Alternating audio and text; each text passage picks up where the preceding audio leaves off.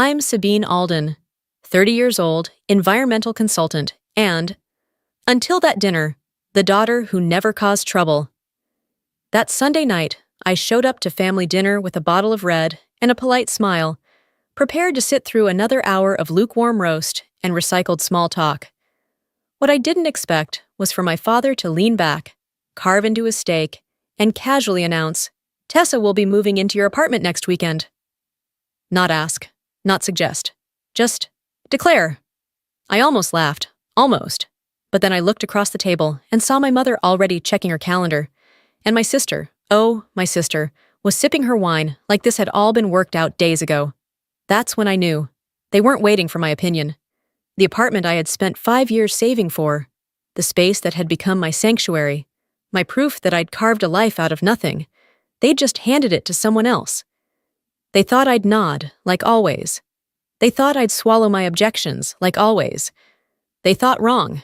This time, I had a plan of my own, and it started with letting a stranger open the door. When people talk about family, they rarely mention the quiet architecture of favoritism. How it's not always grand gestures, but the small, relentless ones, the subtle erasures, the silent assumptions that do the damage. I was the middle child in a family that swore they didn't play favorites, but everyone knew better. Tessa, my younger sister by 4 years, was the golden one. Bright, bubbly, effortlessly adored.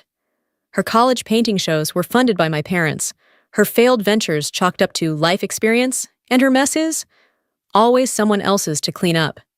Meanwhile, I worked 3 jobs to put myself through college and drove the same dented Toyota Corolla for nearly a decade.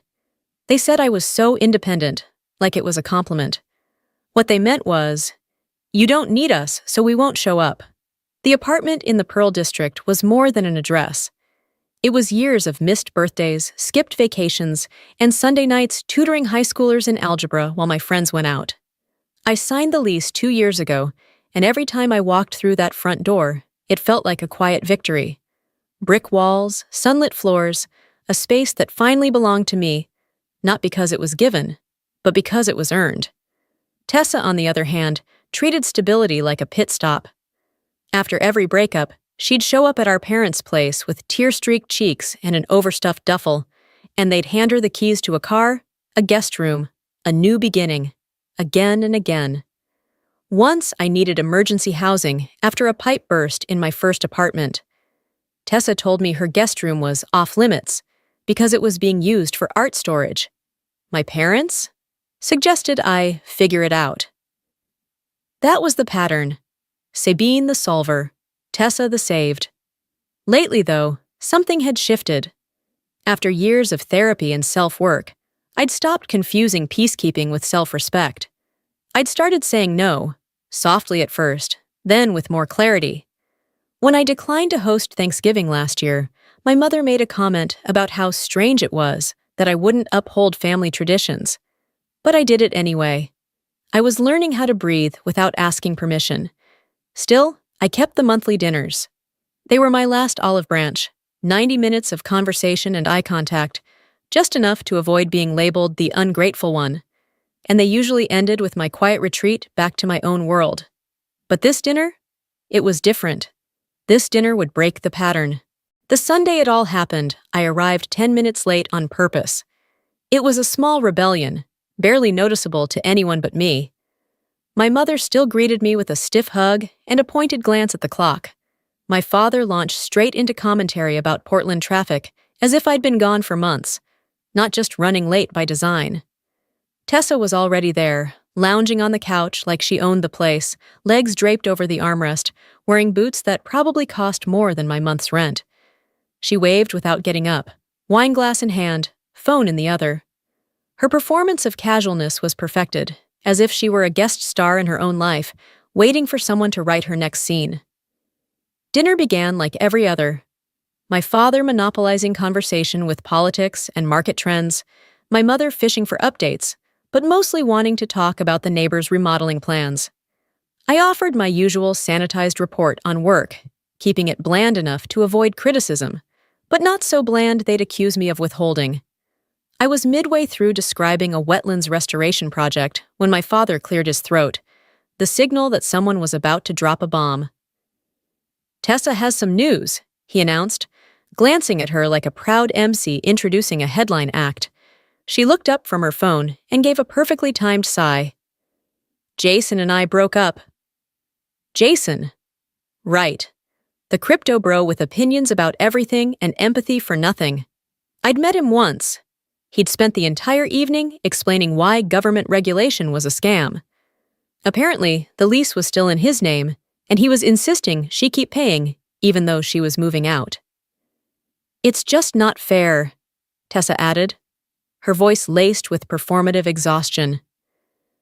My mother reached over to squeeze her hand. She shouldn't have to go through this on top of heartbreak. I nodded, mostly to keep things moving, but then came the twist. "So," my father said, slicing into his steak with the precision of a judge delivering a verdict, "we've figured it out. Tessa will move into your place for now." He didn't look at me. No one did. My mother was already planning aloud. "You work late anyway, and there's that spare room. We can move her stuff next Saturday." The steak turned to sand in my mouth. "I actually use that room," I said evenly, choosing each word with care. "It's my office." "You can work at the kitchen table," Tessa said with a laugh, waving her hand like she was solving a crossword. My dad leaned back. "It's just temporary. Family helps family." Ah, that phrase. The ultimate hammer. Family helps family. Unless you need help, unless you're the one asking. I watched them plan the dismantling of my sanctuary like it was a group vacation. They didn't even ask if I'd be home next weekend. They just assumed I'd be available and agreeable. That tightness in my chest returned, the one I knew too well, the one that came every time I was expected to bend. "I'll need to check my lease about long-term guests," I said, smiling like it didn't cost me something. My mother waved her hand. "That's just a formality." Of course it was, to them, but not to me. I helped clear the dishes in silence, but my mind was already moving. For the first time, I wasn't rehearsing how to explain myself. I was planning a way out, and this time I wasn't going to ask permission. That night, I didn't cry. I didn't rage. I didn't call a friend to vent. I made tea, turned on the lamp beside my reading chair, and opened my lease. Page 12. Subletting prohibited without prior written approval. Guests staying more than 14 consecutive days require background checks and must be added to the lease. Perfect. I didn't see those clauses as obstacles. I saw them as armor. Next, I called Blake. He was a colleague from another firm, sharp, quiet, recently divorced, and currently staying in a temporary rental while his condo was being repaired. A week ago, he'd mentioned needing a place for a few weeks. "Would you be interested in staying at my place while I'm away on a work trip?" I asked, keeping my tone professional. "You'd be fully covered under a short-term sublease." Blake didn't hesitate. "That would actually help a lot. Are you sure?" "I'm sure."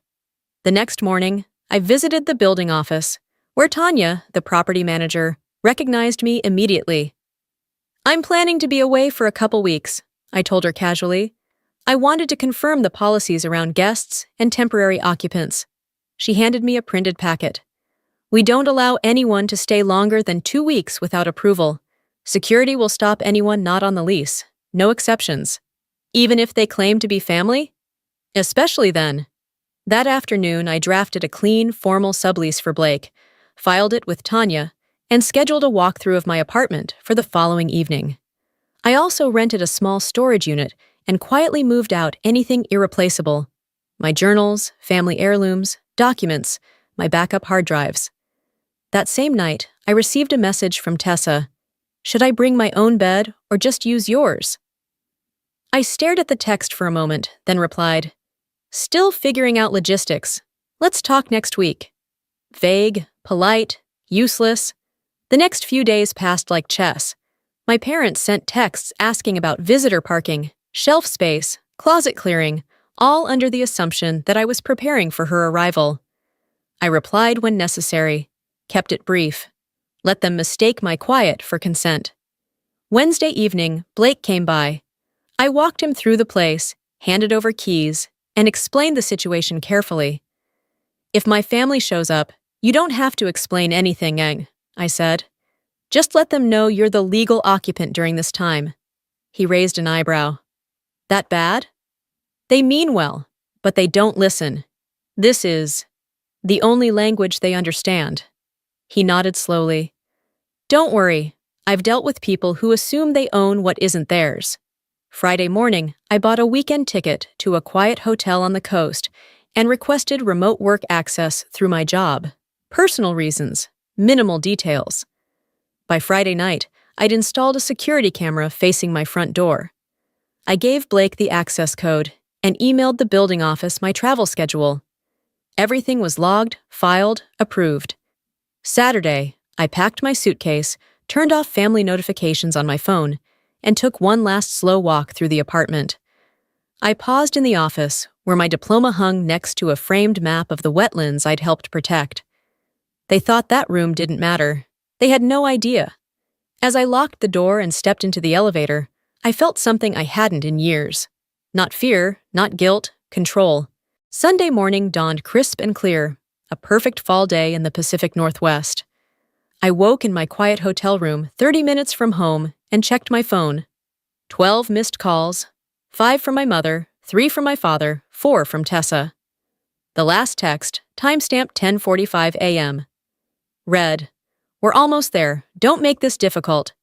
At exactly 11:03 a.m. My security app pinged.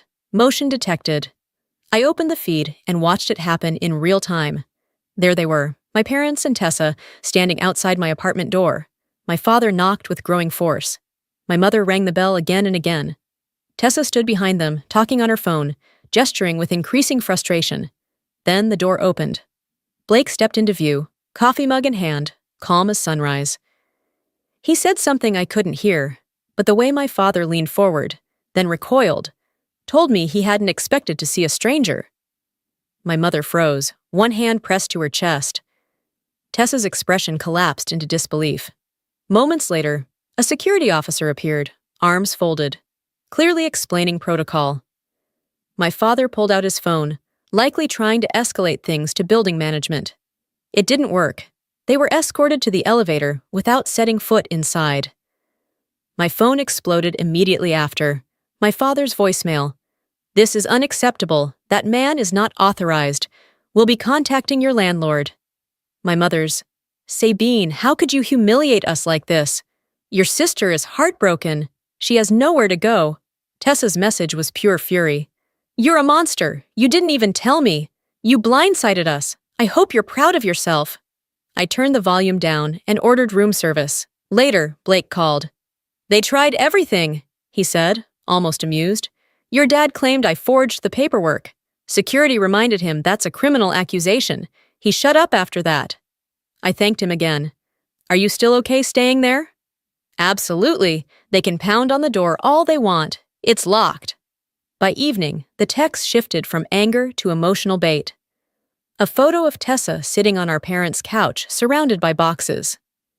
"This is what your stubbornness has done," my mother wrote.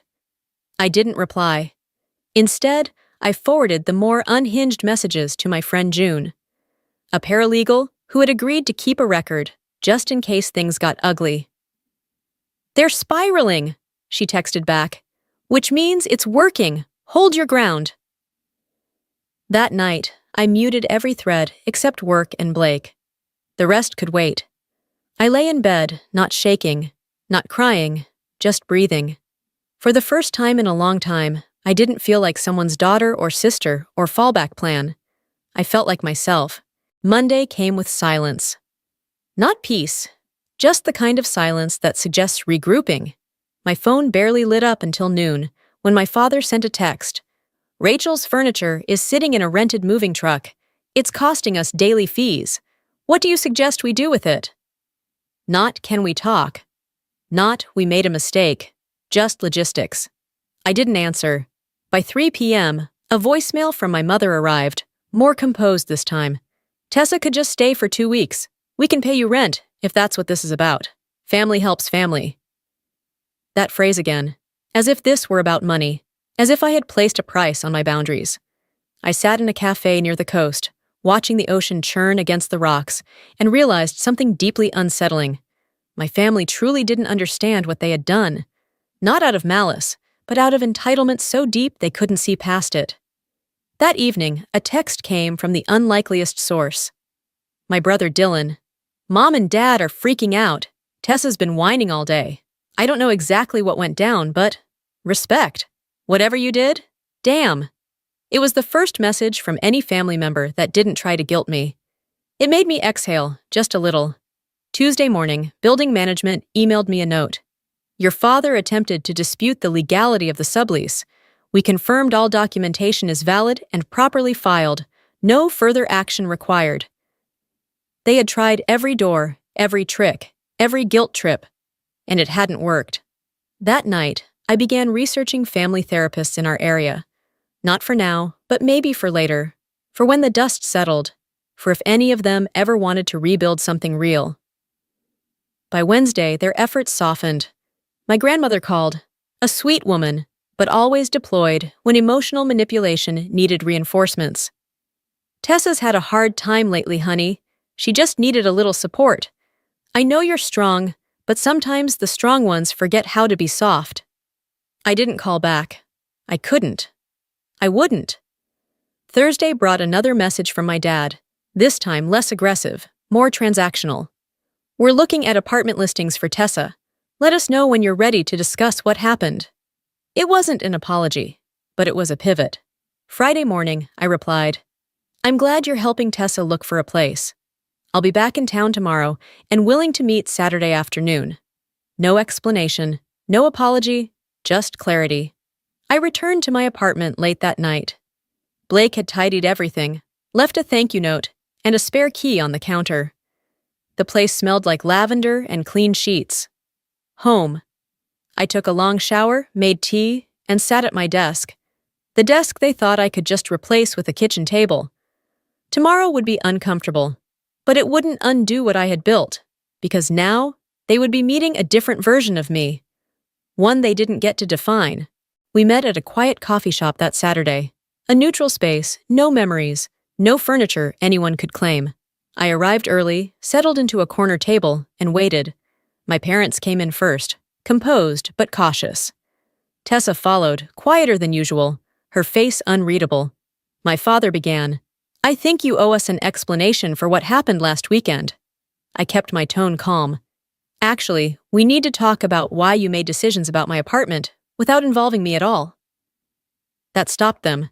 They deflected, like they always had. "It was temporary. You're always so generous.